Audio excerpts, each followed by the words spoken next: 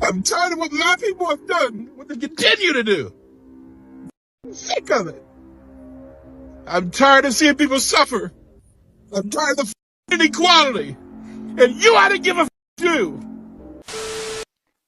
Hey friend, white guilt and shame is a problem that white people experience because they cannot tolerate stressful situations, and they especially cannot tolerate situations where they're confronted about white supremacy or about race.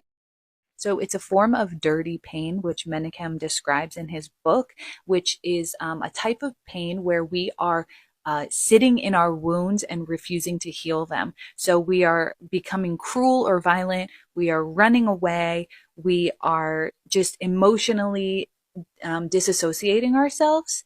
And all of this creates more dirty pain. So white guilt and shame is a way that white people reassert their right to be white by just reprocessing trauma and pain and tension and conflict instead of confronting the reality that white supremacy is just deadly poison. If I sound really angry when I have a heavy energy right now when I make this TikTok, I can't help it. Something happened in Texas, in a Texas school, elementary school to be exact. Just happened. As the school was getting ready for its school year, and teachers and admin were hanging up all kinds of welcoming posters and stuff on the walls. One of the posters was a picture of two hands holding on to each other. It didn't show the children, just their hands hanging on to each other. One was a black hand and one was a white hand. And some parents called and complained and said that that was politicizing and that it needed to come down. And the trustee of that school on the school board said, I agree. That's politicizing and that needs to come down. The picture of a black child and a white child holding hands needed to come down. I want everybody to pause for a second and think about this. And when this trustee was asked, well, what about all of... Hello guys, listen up. It does not cost you anything to treat people who are humans like you well. Okay? People who look like you, they have got eyes like you, they've got legs like you, they've got 10 fingers, they've got 2 hands, they've got 2 legs, they've got a head like you have, they've got the spirit like you have. Everything that you have is the same. The only difference is that maybe they're black and you are white. Maybe the skin color is the only difference we're having. But everything we're having is the same because we're all humans. And therefore, it does not cost you anything to treat a fellow human being nicely, or rather in a good way. Let's take a look at this video and then we shall come back and react on it. Bible verses that are now being hung around this public school. Isn't that politicizing? She refused to answer. I highly recommend, if you have not found on TikTok conveniently, an 8-part presentation by Dr. Joy Angela DeGroy. I hope I said her name correctly. And it's called The Post-Traumatic Slave Syndrome. I highly recommend you take the time to watch it. In one of the parts, it talks about a law that was passed. It was passed as a result of slave owners that beat their slaves to death because they didn't follow instructions. Do you know how hard it is to beat somebody until they die? What kind of rage has to be inside that person, and how much they are dehumanizing that beautiful soul in front of them? They passed a law that said, should this happen, that a slave not follow instructions and they are beat to death by their white slave owner, that slave owner cannot be held responsible. They cannot be convicted. They cannot be charged. They cannot be made to feel bad whatsoever because it was 100% the slave's fault. Okay? Do you want to know why I'm bringing that up? Because when you take a look at all these white nationalist evangelical Republicans today, including those on Moms for Liberty taking over these school boards, and you see their coldness, the steel coldness in their eyes when people come in and cry and plead and try to have fruitful conversation and get them to see the error of their ways when they behave like this? It's because, according to Dr. DeGroy, most of the beatings until the slaves were killed were by white women beating black children to death. I want you to take that in so you understand, everybody understands what we're really dealing with here. There's not just segregation being attempted here. There's segregation reverting back to the kind of dominion white evangelicals had over every person with any kind of pigment. Okay? That's what's happening. So whatever was in those women's cold, dead hearts when they sat there beating these black children to death for not following instructions, that kind of DNA, whatever that evilness is what has infected the white evangelical Republican movement today. I said what I said. Why is it that white folks support anti-blackness, race, and white supremacist culture in so many goddamn ways? Why is it that we support it through our silence, our defensiveness, our denial, that code of silence? Let's not talk about it. Let's ignore it. All that gymnastics, that defensiveness, the anger, the passive aggressiveness, the stereotyping, the overt, covert racism, all the that we do, the gaslighting, all that we do as white people. Why can't we just leave black people the alone? Why? Because we were taught that. It's our culture. White supremacist culture is American culture. It's European culture. We see ourselves as overseers. We ourselves as entitled to control and judge black people. White Americans wanted, back in the day, we demanded black people be segregated, right? So we segregated. Black people said, okay, great, we're going to make our own. They started doing great. What did we do? We burned their communities down to the ground. And you're going to sit in your silence? You ought to be ashamed of yourself for not giving a every single one of you that can't talk about it, that spews narratives, stereotypes, denial, gaslight. That's not their reality. Telling black people what the they should think, feel, do, be, you. Do better.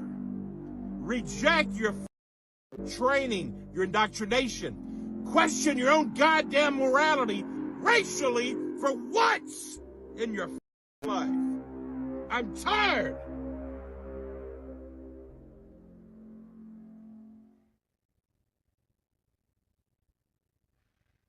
I'll let you guys in on a little secret about white people.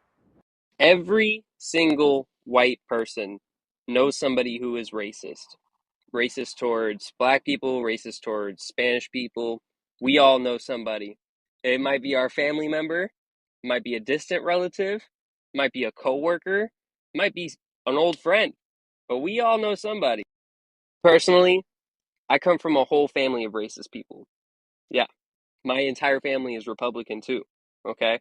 My dad's parents are racist, and my mom's parents are racist, okay?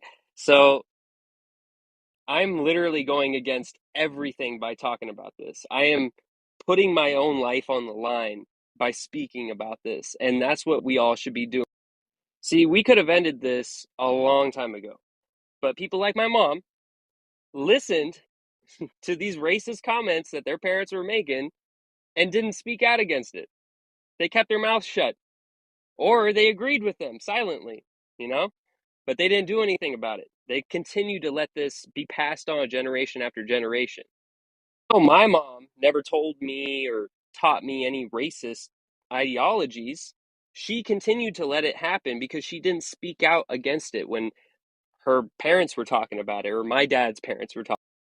So if you are against racism and you are against discrimination and you're a white person, you need to speak out about it. Otherwise, you are allowing this to continue generation after generation, and you are just as much a part of the problem as anybody else. You heard him right. He said that white people could have stopped racism a long time ago by speaking out against it. He brought up his mother as a perfect example. He said, while she may not necessarily be racist, but she allowed racism to continue within, her parent circle and her husband, which is his dad, I guess, by not speaking out against it. And he says, if you're quiet about it as white people, you are pretty much condoning it as well. And so apparently he's going about breaking that and speaking out against it. And he is absolutely right. Racism could have ended a long time ago if white people would have stopped it, because oftentimes we in the black community get charged with stop racism. Oh, we have to do our part to stop racism, but we know we can't stop racism because we didn't start racism, and we know that black people have very little control of anything in this country, let alone stopping racism, right? So I agree with him 100%. It's going to take his folks to stop racism. But see, the problem is we know that they benefit greatly from racism. They always have, right? They've always benefited from racism, which is why they are where they are in society due to the racism that they created. Will white people ever speak out wholeheartedly as, a majority against racism? Probably not. But in the meantime, we as black people can do our part, and that's not vote for racism. Because if y'all notice, he said most of his family are Republican, but it's not just the Republicans. It's the Democrats, too, that are very racist.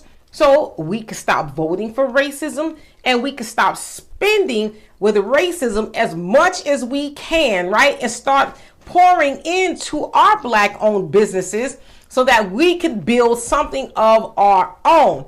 But again, I agree with him. It's on them to stop racism. Will they ever do that? Nah, probably not. But we should do all we can on our behalf to lessen the blow of racism. Welcome back again.